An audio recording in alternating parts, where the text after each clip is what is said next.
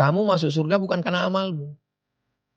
Wow. Lalu sahabat bertanya, engkau ya Rasulullah juga masuk surga bukan karena ritualmu? Bukan. Terus kenapa? Illa ayyataghammadani Allahu birahmatih. Aku masuk surga karena kasih sayang Allah. Jadi kalau kita beramal beribadah itu karena kasih sayang Allah, kan beda dengan karena ketakutan. Mohon maaf jangan tersinggung. Mungkin mental kita mental kuli. Kuli ini tidak hina. Karena mereka adalah orang yang tulus ikhlas bekerja. Tapi mental itu kan kalau saya dapat kerja ini saya dapat apa? Saya dapat apa? Padahal sebetulnya kalau dikumpul semua ritual kita itu untuk menebus surga Tuhan, surga Allah kan tidak tertebus. Bagaimana mungkin seorang Abdul Somad yang hidup 63 tahun, potong tidur, potong kerja, potong ini, berapa persen dari ritual ibadahnya untuk menebus surga yang kekal selamanya? Kan nggak bisa. Terus masuk surga itu kenapa? Karena kasih sayang Allah. Kasih sayangnya yang membuat kita masuk surga. Lalu kenapa? Kalau dia masukkan kita ke surganya karena kasih sayangnya, lalu kenapa kita nggak punya kasih sayang? Saya kalau ngobrol sama banyak teman muslim saya gitu ya, mereka sangat fokus banget sama pahalanya. Ya kan? Jadi, oh ya biar dapat pahala lebih banyak, biar ini dapat pahala lebih, supaya nanti di surga dan lain-lain. Tapi kalau misalnya tadi, Nabi sempat bilang bahwa orang masuk surga bukan karena amalnya, tapi karena kasih sayang Tuhan. Jadi apa pahala yang selama ini mereka kumpulkan?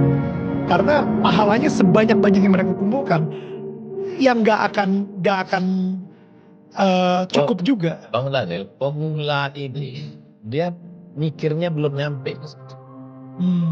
Jadi untuk tahap pemula ini dia masih nanya, saya kalau kerja 1 jam berapa ya? Kamu $2. Terus kalau per hari, kalau kerja malam ada bonusnya enggak? Untuk pemula memang begitu. Teknis. Iya. Ya.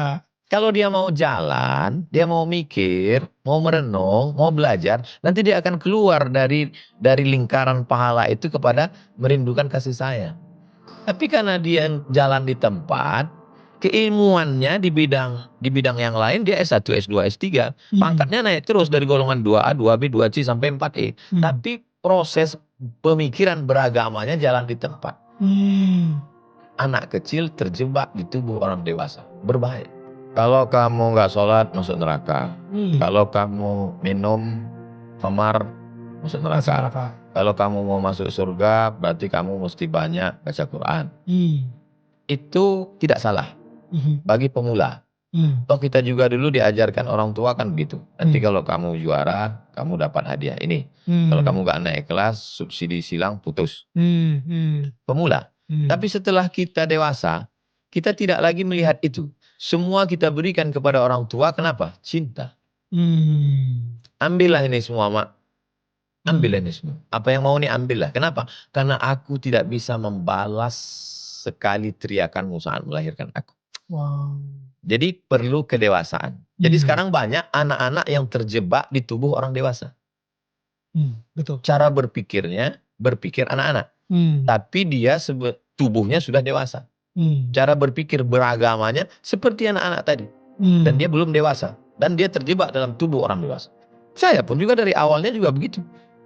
Nanti kalau gini dapat pahala ini, kalau ini dapat pahala ini. Tapi lalu kemudian kita berproses sampai pada puncaknya adalah semua yang kita lakukan ini untuk turunnya kasih sayang. Supaya dia sayang sama kita. Kalau dia sudah kasih sayang sama kita, maka semua dia beri. Kalau kita hanya berharap pahala, yang dapat cuma pahala. Tapi kalau kita berharap kasih sayangnya, maka semua dia beri. Kalau ada orang tua, nanti kalau kamu masuk kelas, gaji jajannya segini. Kalau nanti ranking 1, hadiahnya ini. Dapatnya cuma itu. Tapi kalau kasih sayang orang tua didapat, sentuhlah pada hatinya, letak kasih sayangnya, maka semuanya akan semuanya akan dikasih. Iya. Udah bukan lagi performance gitu, maksudnya udah. Dia tidak lagi hubungan ganti rugi. Iya. Tidak barter. Transaksional, ya. Hubungan kita dengan Tuhan itu bukan barter transaksional. Ya. Tapi benar-benar, ya saya ngerti sih. Karena dulu saya transaksional banget soalnya. Ada yang lebih mengerikan lagi, dia angkat Tuhan sebagai direkturnya. Itu artinya apa tuh? Kalau saya buat gini, gaji saya begini. Kalau saya lembur, gaji saya begini. Kalau ternyata saya sudah kerja nggak dapat yang saya inginkan, dia komplain, unjuk rasa. Tuhan mana? Hubungan kita dengan Tuhan itu bukan transaksional. Hubungan kita adalah kepasrahan. Menerima pun. Bukankah orang yang dicinta menerima apa yang dilakukan pencintanya?